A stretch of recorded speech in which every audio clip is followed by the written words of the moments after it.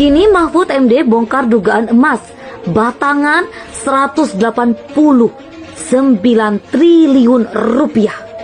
Dokter Tifa, kalau dilanjut lagi, bongkarnya jangan-jangan pencucian uang, dugaan pencucian uang, cukai dengan 15 entitas. Tapi apa laporannya? Menjadi pajak.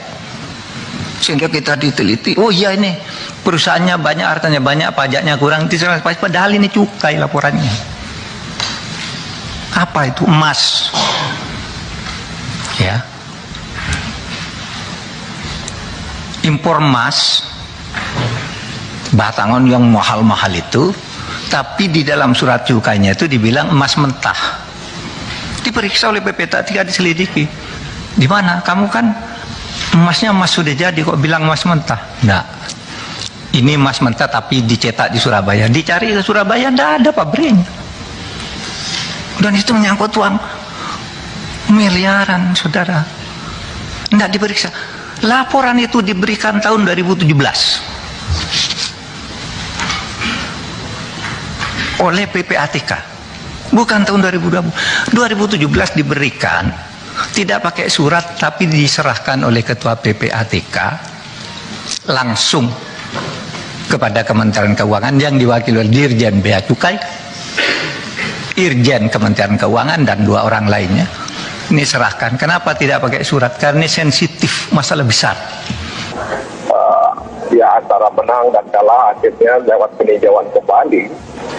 Kemudian terlapor itu memenangkan, sehingga tidak ada tindak pidana kepabeanan dalam impor emas tersebut. Ya. Oleh karena itu muncul lagi masalah ini.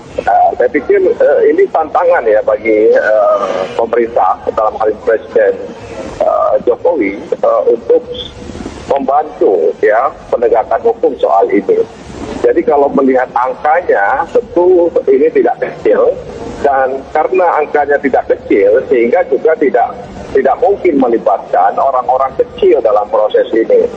Nah, karena itu butuh campur tangan Presiden dalam pandangan saya pribadi, agar kemudian dorongannya akan bisa lebih kuat begitu. Dan ini bukan berarti kemudian Presiden mengintervensi proses hukum ini, tapi Presiden selaku penanggung jawab ya pemerintahan diharapkan bisa ikut mendorong sehingga kemudian isu ini kemudian tidak hilang begitu saja. Dan kemudian dikatakan tadi bahwa ada lagi 189T sama gitu ya. Yeah. Itu kok bingung saya ya, masa mesti ada hal yang sama. Tapi karena dulu tidak bisa, kalau dulu kalah di PK, maka sekarang mau menggunakan pajak saja. Ini kan juga harus di-clearance, ini kan bukan sekedar angka, saya bolak-balik bilang, ini kan ada sesuatu hal. Jadi apalagi kalau disampaikannya oleh PPATK belakangan ini, berarti di dalam listnya PPATK itu ada dugaan pencucian uang gitu. Nggak bisa kemana-mana pasti dari itu gitu.